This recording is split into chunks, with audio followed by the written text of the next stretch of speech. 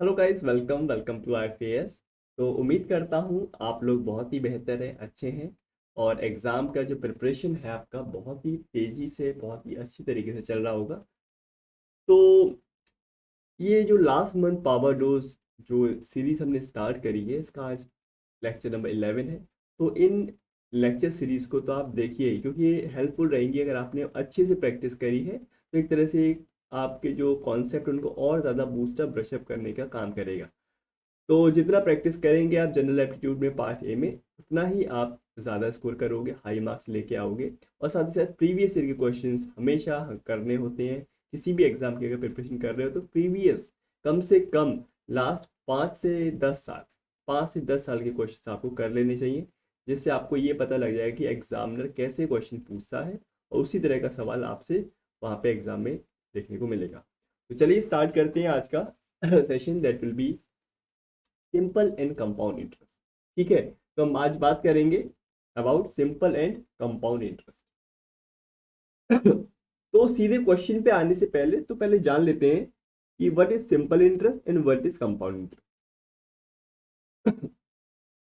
हालांकि आप लोग जानते हो पहले से कि सिंपल कंपाउंड इंटरेस्ट में क्या डिफरेंस है, लेकिन मैं बहुत ही शॉर्ट में आपको एक बात बता देता हूँ। देखो, फॉर एग्जाम्पल मैं मान लेता हूँ देर आर 2 पर्सन, राइट। एक पर्सन ए है और एक पर्सन बी है। दोनों पर्सन ने एक कंपनी खोली है, अलग अलग सेपरेट कंपनी खोली है। और ए और बी क्या करते हैं, इन्वेस्टमेंट लेते हैं, यानी कि कोई भी आता है इनके पास, कुछ पैसा लाता है तो ये लोग रख लेते हैं और उसके बदले में उनको कुछ इंटरेस्ट देते हैं, राइट। हर साल एक इंटरेस्ट देते। फॉर एग्जाम्पल एक पर्सन है वो क्या करा, उसने 1000 रुपीज लेके गया। ठीक है, 1000 रुपीज लेके गया ए के पास और 1000 रुपीज लेके गया बी के पास। अब ए के पास जब ये लेके गया तो जो इन्वेस्टेड पैसा है, यानी कि जो भी पैसा बैंक में मैंने जमा किया, जो मैंने ए को दिया, उसको बोला जाता है principal money, that is called principal money और इन्वेस्टेड मनी। ठीक है, तो द प्रिंसिपल मनी इज 1000। 1000 रुपये मैंने ए को दिया और 1000 रुपये मैंने बी को दिया। और मैंने दोनों लोगों से कहा कि मैं 3 साल बाद आऊंगा। कितने साल बाद? After 3 year. दोनों ने मुझसे कहा कि भाई हम 10% के रेट से आपको रिटर्न देंगे, यानी कि 10% के रेट से आपको इंटरेस्ट देंगे। यानी कि रेट ऑफ इंटरेस्ट कितना है, आर मतलब rate of interest, that is 10%। और यहाँ पे जो रेट ऑफ इंटरेस्ट है दैट इज 10%। लेकिन जैसा कि मैंने देखा कि जो बी है थोड़ा सा क्लेवर है। ठीक है, बी थोड़ा सा क्या है, चालाक है, चालाक किस्म का आदमी है। क्यों है भाई, अभी पता लग जाएगा। दोनों को 1000 रुपए दिए, 10% का यहाँ पे रेट ऑफ इंटरेस्ट की ये लोग गारंटी देते हैं कि भाई हर साल 10% का यहाँ पे रिटर्न दिया जाएगा। तो पहले साल मैंने कहा चलिए देख के आते हैं दोनों के पास कितना कितना मेरे पास जो इंटरेस्ट है वो मिल गया। अभी कहता भाई 1000 रुपये आप लेके आए थे और 10% के रेट से, यानी कि 1000 का जो 10% है उस पर मैं आपको इंटरेस्ट देने वाला हूँ। यानी कि 1000 का जो 10% होगा, यानी कि 100 रुपये। पहले साल में 100 रुपये आपने इंटरेस्ट पा लिया। बी के पास गया, ये भी बोला भाई 100 रुपये। लेकिन पहले साल में चालाकी इसकी पकड़ी नहीं गई, क्योंकि पहले साल का जो सिंपल इंटरेस्ट और कंपाउंड इंटरेस्ट है दोनों सेम रहते हैं, दोनों इक्वल होते हैं। लेकिन जैसे ही मैं बात करता हूँ सेकेंड ईयर की, दूसरे साल में जब गया ए के पास, ए बोलता है भाई आप 1000 रुपये लेके आए थे और लास्ट ईयर आपने 100 रुपये कमा लिए, यानी कि इस 1000 में 100 रुपये आपने कमाए, यानी कुल मिला के आपके पास कितने पैसे हो गए, आपके पास हो गए 1100 रुपये। ये जो लास्ट ईयर मैंने 100 रुपये कमाया था तो मेरा ही ना, मैंने ही कमाया है वो। यानी कि 1000 रुपये जो मैंने इन्वेस्ट किए थे और 100 रुपये जो मैंने कमा लिए, यानी कुल मिला के 1100 रुपये। अब सेकेंड ईयर में 1100 का, इस 1100 पे 10% का मुझे इंटरेस्ट मिलेगा। तो 1100 का अगर 10% निकालूंगा तो कितना होगा, 110। यानी कि दूसरे साल जो मुझे अर्निंग हुई, जो इंटरेस्ट मिला, दैट इज 110 रुपीज, सिंपल। लेकिन बी के पास जाता हूँ, बी कहता है भाई एक बात सुनो, आप 1000 रुपये लेके आए थे, मैं उसी 1000 रुपये पे आपको 10% का इंटरेस्ट दूंगा। उसी 10%, उसी पे 10% का आपको अर्निंग होगी। यानी 1000 का 10% फिर से 100 रुपये। यानी कि यहाँ पे 10 रुपये ज्यादा कमाए मैंने और यहाँ पे 10 रुपए कम कमा रहा हूँ, यानी कि यहाँ पे 100 रुपए, यहाँ पे 110। यही चालाकी की मैं बात कर रहा हूँ बी की। बी क्या कर रहा है, जो मैंने इन्वेस्ट किया था पैसा, हमेशा हर साल उसी पे 10% के रेट से मुझे इंटरेस्ट देगा। लेकिन बी ऐसा नहीं करेगा, बी ऐसा करेगा कि उस समय तक जितना मेरे पास टोटल अर्निंग हो गई उस पे 10% पे मुझे यहाँ पे इंटरेस्ट देगा। अब तीसरे साल में देखो अब तीसरे साल में बोलता है ए मुझसे कि भाई 1000 रुपए लेके आए थे, और पहले साल का 100 रुपए, दूसरे साल का 110, यानी कुल मिला के 210 रुपए यहाँ पे, यानी कि 1210 रुपए। 1210 रुपए यहाँ पे दूसरे साल के अंत तक आपके पास हो गए। तो तीसरे साल में जो आपकी अर्निंग होगी that will B 10% of this value. इसका 10% मतलब 121 रुपए। This will be your earning. लेकिन भाई बी तो अपनी बात पे ही अड़ा हुआ है, कहता है मैं तो दूंगा किस पे, इसी इन्वेस्टेड वैल्यू पे ही मैं हमेशा 10% का आपको इंटरेस्ट दूंगा। अब देखो यहाँ पे पहले साल में तो कोई चालाकी पकड़ी नहीं गई इसकी, लेकिन दूसरे साल में 10 रुपए इसने बचा लिए, तीसरे साल में इसने 21 रुपए यहाँ पे बचा लिए।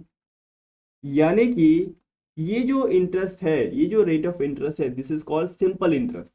ये जो 10% जिस रेट ऑफ इंटरेस्ट से पैसा दे रहा है, रिटर्न दे रहा है, हमेशा इन्वेस्टेड वैल्यू पे ही हमें 10% दे रहा है, this is such type of interest is called simple interest. What? Simple interest. लेकिन इसको मैं बोलूंगा कंपाउंड इंटरेस्ट। क्या? Compound interest. बात क्लियर है? यानी कि जो पैसा मैंने कमा लिया, यानी कि इंटरेस्ट जो मेरा पिछले साल का जो इंटरेस्ट मैंने कमाया, उस इंटरेस्ट पे भी और इंटरेस्ट देगा। बात समझ में आ रहा है?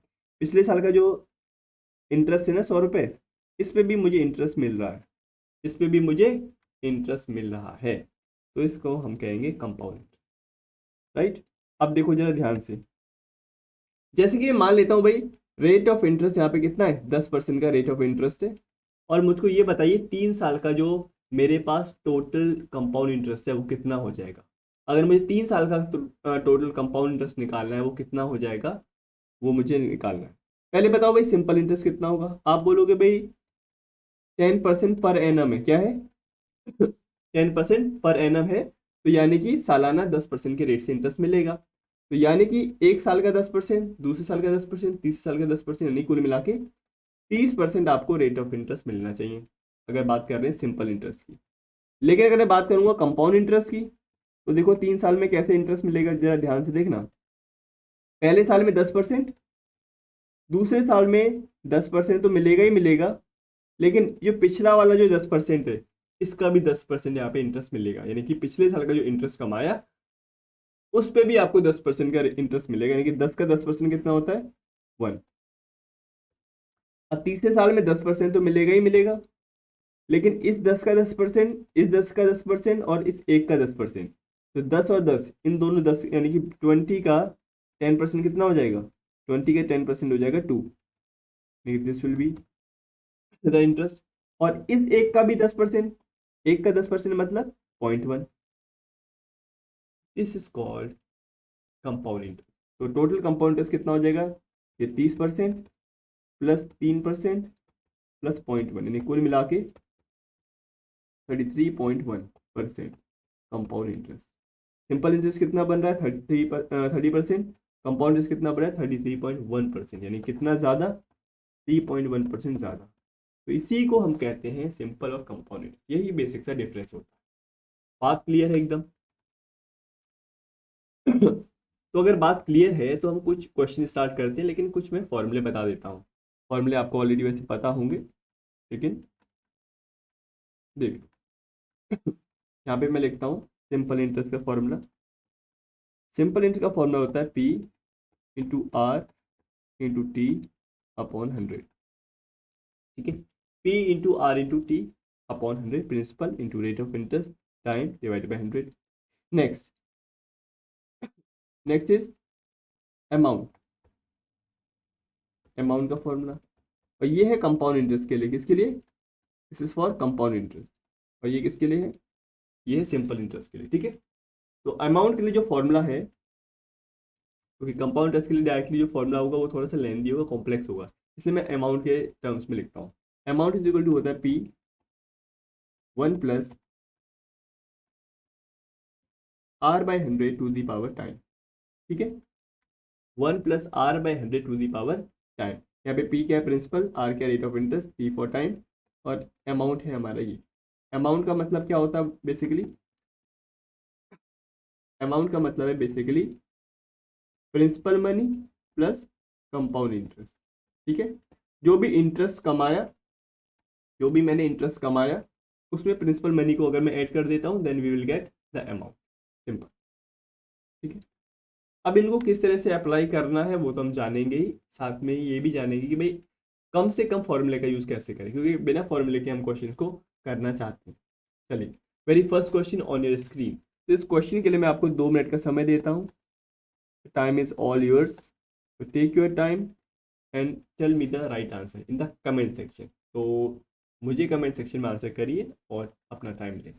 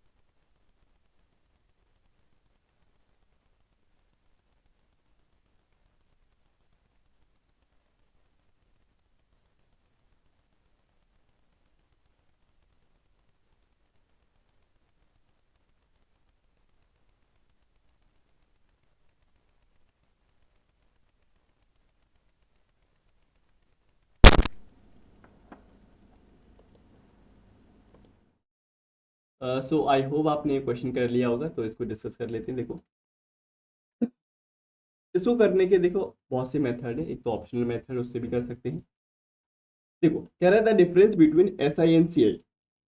सिंपल और कंपाउंड इंटरेस्ट के बीच का जो डिफरेंस है ना, वो हमको दे रखा है on an amount of rupees 30,000। 30,000 रुपये जो इन्वेस्ट किए गए, यानी कि जो प्रिंसिपल मनी है, 30,000 रुपये जो इन्वेस्ट किए गए 2 साल के लिए, तब सिंपल और कंपाउंड इंटरेस्ट के बीच का जो डिफरेंस आ रहा है, दैट इज 147 रुपीज।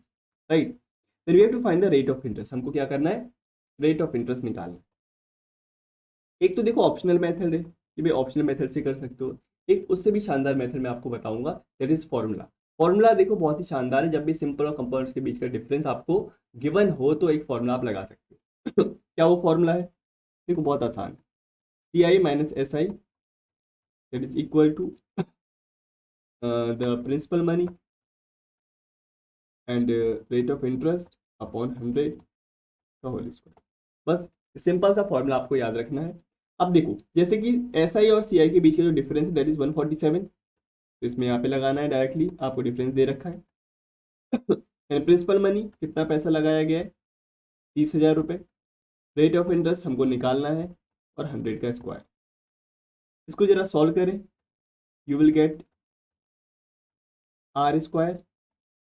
ये हो जाएगा आर स्क्वायर, आर का स्क्वायर अलग, और 100 का स्क्वायर हो जाएगा 10,000। 1 2 3 4, 1 2 3 4। राइट, नाउ 3 से इसको कैंसिल करें, you will get 49 is equal to R square. तो रेट ऑफ इंटरेस्ट कितना हो जाएगा, दिस विल बी 7। 49 को मैं लिख सकता हूँ 7 का स्क्वायर, तो rate of interest will be 7। एक तो ये मेथड है जो कि मैं प्रेफर करूँगा, इस मेथड से आप करो क्योंकि सीधा डायरेक्टली आपको आंसर देगा। एक मेथड ये है जैसे कि 7 है, अब पहले साल का दूसरे साल का, पहले साल का रेट ऑफ इंटरेस्ट 7, दूसरे साल का भी 7, लेकिन अगर कंपाउंड इंटरेस्ट है तो पिछले साल का 7 जो इंटरेस्ट आपको मिला उस पर फिर से 7%, यानी कि इंटरेस्ट के ऊपर इंटरेस्ट मिलता है ना कंपाउंड में, तो 7 का 7%, 7 का 7% कैसे निकालोगे, 7 का 7% ऐसे, यानी कि 49 डिवाइडेड बाई 100, यानी कि दिस विल बी 0.49। तो ये ही तो डिफरेंस है, यही तो डिफरेंस है सीआई और एसआई के बीच में, क्योंकि यहाँ पे तो दोनों जगह सेम होता है, कंपाउंड के लिए भी 14% होगा इतना, सिंपल के लिए भी होगा, लेकिन जो एक्स्ट्रा जो है ये जो इंटरेस्ट है that is for only compound interest. तो 0.49% जो भी है इसका जो वैल्यू होगा that will be equal to 147। क्यों, क्योंकि सिंपल और कंपाउंड इंटरेस्ट के बीच का जो डिफरेंस है ना वही तो ये डिफरेंस है, और वही अगर परसेंटेज में देखें तो डिफरेंस इतना है। तो 0.49% का मतलब ये, तो 1% का मतलब क्या, 1% का मतलब ये तो 100% का मतलब निकाल लो, इंटू 100 करके निकालोगे, इसको कैलकुलेट करोगे यू विल गेट 7%। बात समझ में आती है।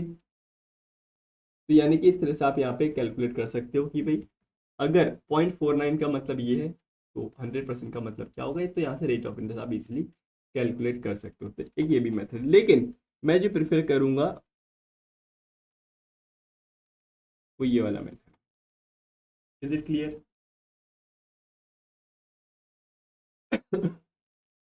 चलिए, तो अगले सवाल पे चले। Next question on your screen, I am giving you 2 minutes again, 2 minute का समय लीजिए और सवाल को करके मुझे बताइए। तो स्टार्ट।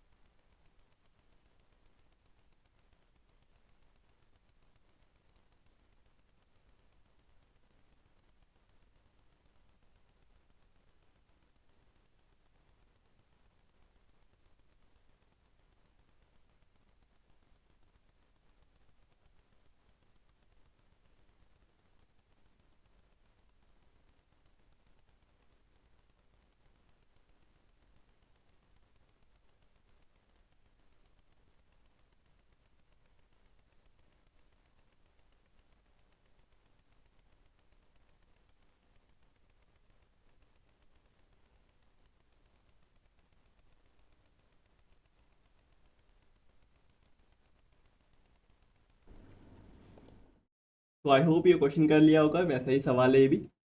देखो इसमें कुछ अलग नहीं है। What will be the difference between the simple interest and compound interest, यानी कि सीआई और एसआई के बीच में हमको डिफरेंस निकालना है। वही फॉर्मूला आप अप्लाई कर सकते हो जो भी किया था। ऑन अ सम ऑफ ₹4500, यानी कि इतना रुपया लगाया गया है, इन्वेस्ट किया गया, यानी कि दिस इज प्रिंसिपल मनी। 2 साल के लिए टाइम दे रखा है और रेट ऑफ इंटरेस्ट दे रखा है। 2 साल के लिए ये फॉर्मूला होता है, ये जो मैंने पीछे आपको बताया ना, दिस इज फॉर 2 ईयर्स। ठीक है, टाइम कितना है, टाइम फॉर टाइम 2 ईयर्स, 2 साल के लिए ये फॉर्मूला लगता है। 3 साल के लिए भी फॉर्मूला होता है, वो मैं बता दूंगा अभी, लेकिन ये जो फॉर्मूला है फॉर 2 ईयर्स है। तो दिस विल बी PR/100 का स्क्वायर। ठीक है ना, P पता है और T कितना, 2 साल है। ठीक है, 5% का rate of interest, we have to find the difference between CI and SI। ये अगर हमको निकालना है तो प्रिंसिपल मनी कितना है 4500, रेट ऑफ इंटरेस्ट कितना है 5% अपॉन 100 टू द स्क्वायर। तो इसको सॉल्व करिए, आपको डिफरेंस पता लग जाएगा। 5 का स्क्वायर यानी कि 25, 100 का स्क्वायर यानी कि 10,000, यू विल गेट 4 टाइम्स यानी कि 45/4। दिस विल बी व्हाट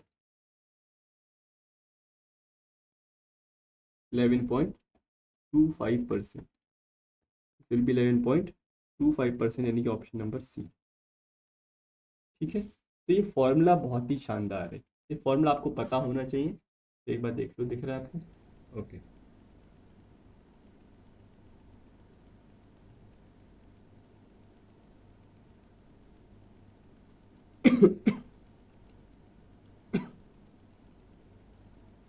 तो 3 ईयर का भी मैं फॉर्मूला लिख देता हूँ यहाँ पे कहीं, फॉर 3 ईयर, ये तो 2 साल के लिए, फॉर 2 ईयर है, फॉर 2 ईयर। ठीक है, तो फॉर 3 ईयर्स फॉर्मूला होता है हमारे पास, that is CI minus SI, क्योंकि कंपाउंड इंटरेस्ट बड़ा होता है ना, इसलिए CI माइनस SI है। That will be equal to P R/100 का स्क्वायर। यहाँ तक तो सेम रहता है वैसे ही फॉर्मूला, लेकिन इसके आगे एक टर्म जुड़ जाता है, that is R/100 plus 3S।